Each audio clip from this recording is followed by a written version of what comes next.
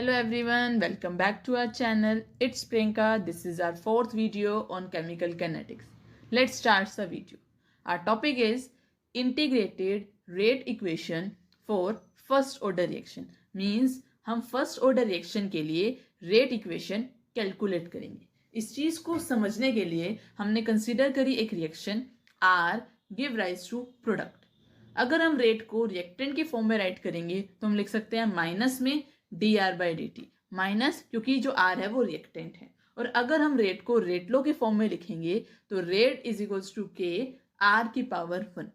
Are की power 1 हमने इसलिए ली है क्योंकि रिएक्शन फर्स्ट ऑर्डर रिएक्शन है. फर्स्ट ऑर्डर रिएक्शन है तो आर की पावर क्या हो जाएगी 1. अगर जीरो ऑर्डर रिएक्शन होती तो आर की पावर हो जाती 0.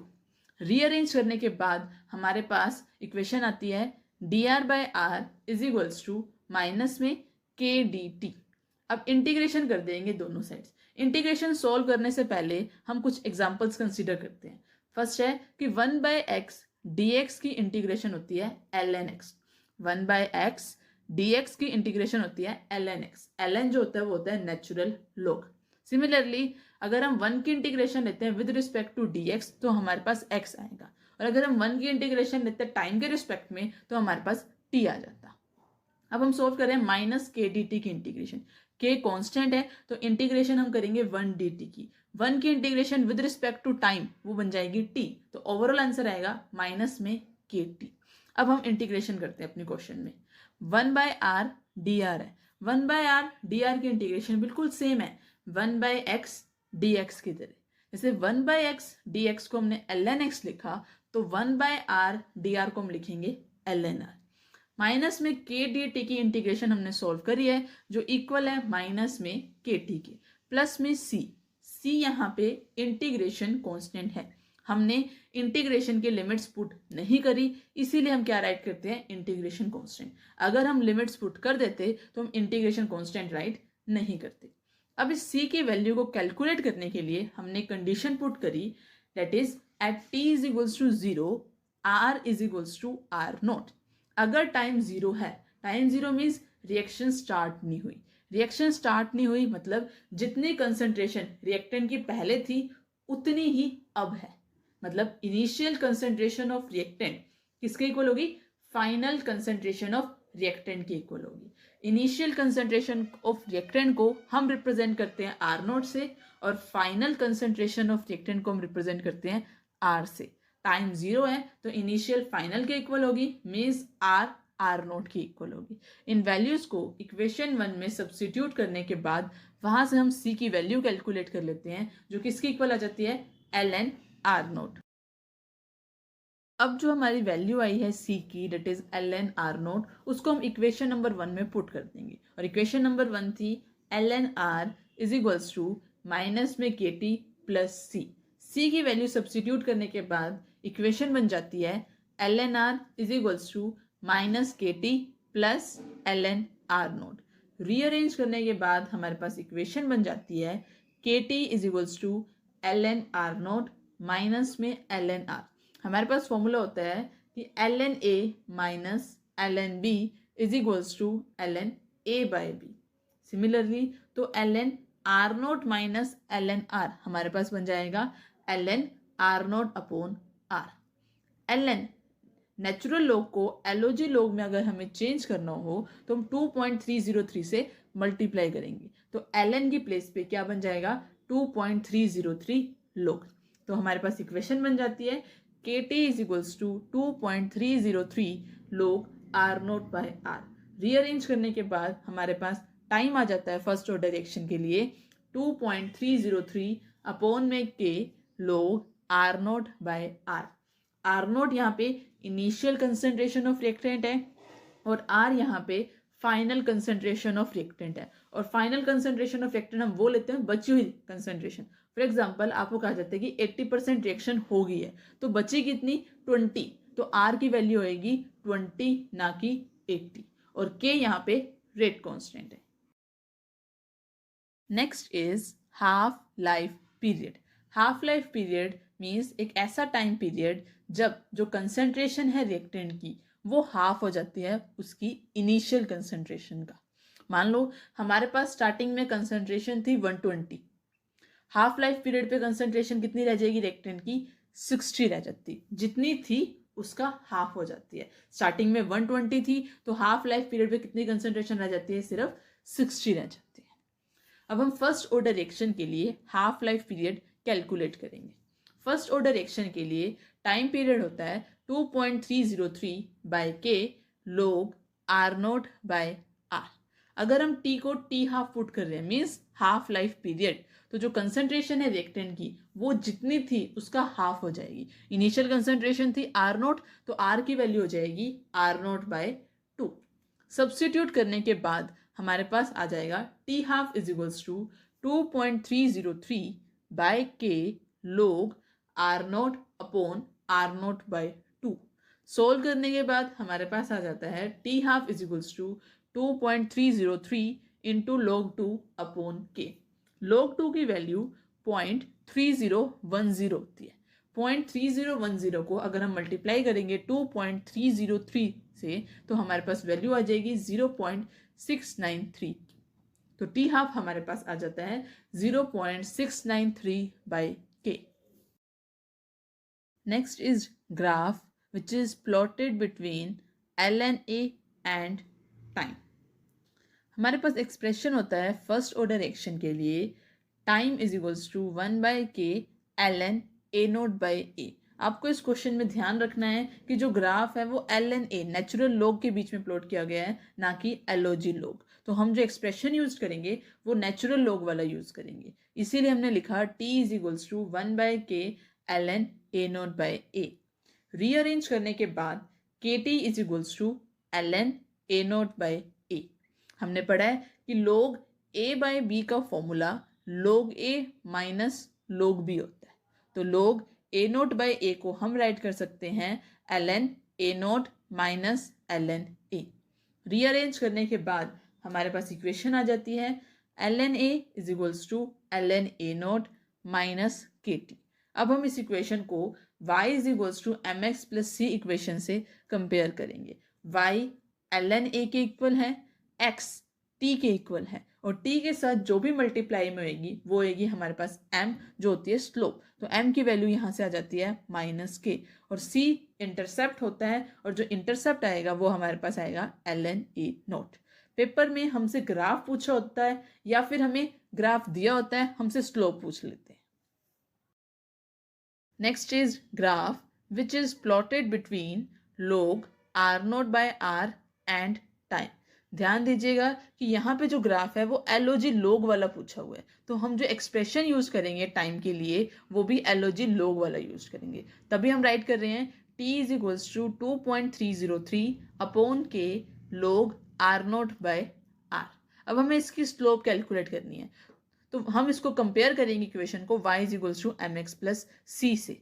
तो हम इक्वेशन को इस तरीके से अरेंज करेंगे कि y वाली टर्म एक साइड होएगी, बाकी सारी टर्म एक साइड होएगी। y एक्सिस पे है log r note by r, तो हमने log r note by r को एक साइड रखा, बाकी सारी टर्म्स को दूसरी साइड रखा। तो हमारे पास इक्वेशन बन जाती है log r note by r is equals to k t upon में 2.303।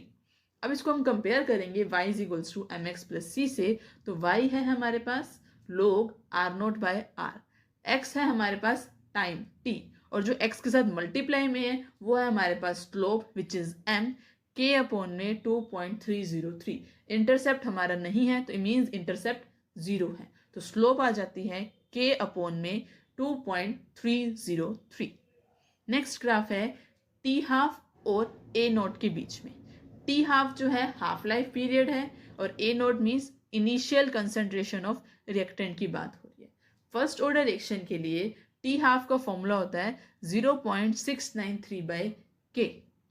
यहाँ पे ए नोट वाली टर्म है ही नहीं, मीन्स जो टी हाफ है वो ए नोट के ऊपर डिपेंड कर नहीं रहा। अगर ए नोट के ऊपर डिपेंड नहीं कर रहा तो ग्राफ आता है हमारे पास स्ट्रेट लाइन, और स्लोप हो जाएगी हमारे पास 0।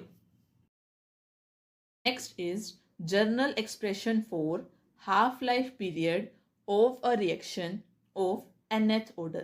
Means हमें half-life period के लिए एक expression बताना है nth order के लिए।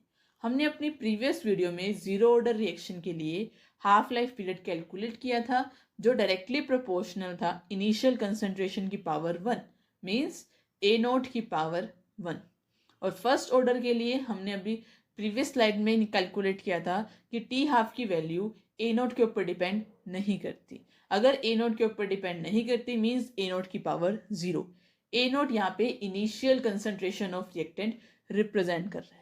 तो जो हमारा जो एक्सप्रेशन है nth ऑर्डर के लिए हाफ लाइफ पीरियड का means T half directly proportional हो जाएगा ए नोट की पावर 1 माइनस एन।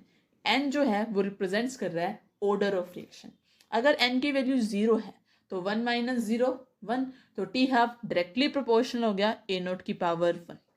और अगर हम n की वैल्यू को 1 पुट करते हैं मींस फर्स्ट ऑर्डर रिएक्शन, तो 1 माइनस 1 0, तो टी हाफ डायरेक्टली प्रोपोर्शनल हो जाएगा ए नोट की पावर 0। तो हम next is questions. First question is in a first order reaction the concentration of reactant decreases with time by exponentially और linearly. Means हमें कहा गया है कि फर्स्ट ऑर्डर रिएक्शन में जो कंसंट्रेशन है रिएक्टेंट की वो टाइम के साथ साथ डिक्रीज होती है। अब वो डिक्रीज एक्सपोनेंशियली होती है कि लीनियरली होती है वो हमें बताना है। इस चीज़ के लिए हम कंसिडर करते हैं फर्स्ट ऑर्डर का expression k T is equals to L N R note by r. L N natural log दूसरी साइड जाके लेफ्ट हैंड साइड जाके क्या बन जाएगा एक्सपोनेंशियल, तो ये बन जाती है हमारे पास expression E is equals to k t R note by R. तो हमारे पास r बाय आर नोट की वैल्यू हो जाएगी e की पावर माइनस के टी, क्योंकि हमने यहाँ पे रेसिप्रोक कर लिया है। तो हमारे पास r की वैल्यू आ जाती है आर नोट इंटू ई की पावर माइनस के टी। इस एक्सप्रेशन से क्लियर हो रहा है कि जो कंसंट्रेशन है रिएक्टेंट की वो टाइम के साथ साथ डिक्रीज हो रही है और वो e की पावर में डिक्रीज हो रही है, मीन्स एक्सपोनेंशियली डिक्रीज हो रही है। तो हमारा जो आंसर है वो है A exponentially. Next question is assertion reason. Assertion is in a first order reaction, if concentration of reactant is doubled, its half life is also doubled. Assertion कह रहा है कि फर्स्ट ऑर्डर रिएक्शन में अगर हम कंसंट्रेशन को double करते हैं रिएक्टेंट की तो हाफ लाइफ भी डबल हो जाती है। Assertion wrong है because half life period first order reaction के लिए होता है 0.693/k। जो हाफ लाइफ पीरियड है फर्स्ट ऑर्डर रिएक्शन की उस वो कंसंट्रेशन ऑफ रिएक्टेंट के ऊपर डिपेंड नहीं करता। अगर वो कंसंट्रेशन ऑफ रिएक्टेंट के ऊपर डिपेंड नहीं करता तो अगर कंसंट्रेशन रिएक्टेंट की डबल हो रही है तो उसका हाफ लाइफ डबल नहीं होगा। तो एजर्शन इनकरेक्ट है। अब हम रीजन पढ़ते हैं। रीजन है half life of reaction does not depends upon initial concentration of reactant in a first order reaction. Reason बिल्कुल करेक्ट है बिकॉज अभी हमने डिस्कस किया कि जो हाफ लाइफ है रिएक्शन का वो इनिशियल कंसंट्रेशन ऑफ रिएक्टेंट के ऊपर डिपेंड नहीं करता फर्स्ट ऑर्डर रिएक्शन के लिए। So assertion is incorrect but reason is correct. Is assertion reason.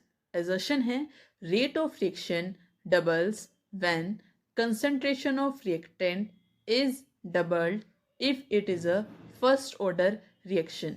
Means जो रेट ऑफ रिएक्शन है वो डबल हो जाएगा अगर हम कंसंट्रेशन डबल कर देंगे फर्स्ट ऑर्डर रिएक्शन के लिए। असर्शन बिल्कुल करेक्ट है। इस चीज़ को एक्सप्लेन करने के लिए हम मान के चलते हैं फर्स्ट ऑर्डर रिएक्शन के लिए पहले रेट था रेट 1 इज इक्वल्स टू के आर की पावर 1। आर की पावर 1 इसलिए लिए क्योंकि फर्स्ट ऑर्डर रिएक्शन था। अब अगर हम कंसंट्रेशन डबल कर देंगे तो आर की जगह हो जाएगा 2r, तो जो न्यू रेट है मीन्स रेट 2 वो हो जाएगा के 2r की पावर 1। सॉल्व करेंगे तो आ जाएगा 2 टाइम्स ऑफ के आर 1 मीन्स रेट 2 जो है वो 2 टाइम्स आ गया है रेट 1 का। मीन्स जो नए वाला रेट है वो डबल हो गया। डबल कब हुआ? जब कंसंट्रेशन डबल हो गई है। तो असर्शन बिल्कुल करेक्ट है। रीजन दिया हुआ है रेट कांस्टेंट ऑल्सो डबल्स। अभी हमने एक्सप्रेशन किया रेट कांस्टेंट जो है के, रेट कांस्टेंट को हम रिप्रेजेंट करते हैं के से, के एज इट इज का एज इट इज रहा, चेंज नहीं हुआ, तो रीजन रॉन्ग है। Means assertion is correct but reason is incorrect. Next question is in the graph plotted between ln r and t For first order reaction, the intercept on y-axis is, first option is minus k, second r naught, third ln r naught, and fourth is k upon 2.303. Means अगर हम graph plot करते हैं ln r और t के बीच में first order reaction के लिए, तो हमें इंटरसेप्ट बताना है y एक्सिस के लिए। हमें 4 ऑप्शंस दिए हुए हैं। ध्यान रखिएगा जो ग्राफ जो प्लॉट किया हुआ था वो ln r means natural log, तो हम जो एक्सप्रेशन यूज करेंगे वो भी ln वाला यूज करेंगे। फर्स्ट ऑर्डर रिएक्शन के लिए एक्सप्रेशन होता है kt is equals to ln r note by r। तो रीअरेंज करने के बाद हमारे पास बन जाता है kt is equals to ln r not minus ln r, because log a by b log a minus log b होता है, तभी हमने ln r note by r को ln r not minus ln r। फिर rearrange करने के बाद हमारे पास एक्सप्रेशन आ जाता है ln r is equals to ln r not minus kt।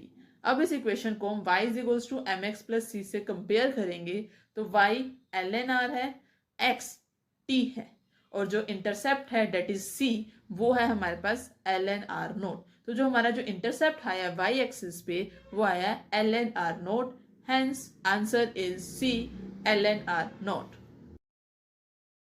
Last question is, a first order reaction takes 40 minutes for 30% decomposition. Calculate t half.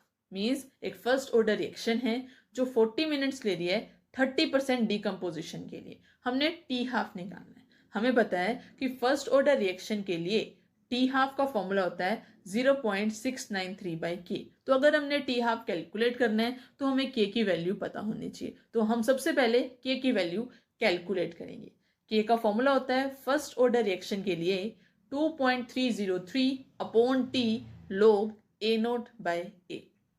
Time की value हमें दी हुई है 40 मिनट्स, तो हमने 40 पुट कर दी। a note means initial concentration of reactant, 30% decomposition दिया हुआ है, मीन्स इनिशियल कितनी होगी है 100, परसेंटेज का मतलब होता है टोटल कितनी है 100। 30% डिकम्पोजिशन है, मीन्स 30% रिएक्शन हो गई है, तो बची कितनी 70, तो ए की वैल्यू हो जाएगी 70। ए जो होता है फाइनल कंसेंट्रेशन, बची हुई कंसेंट्रेशन हम राइट करते हैं।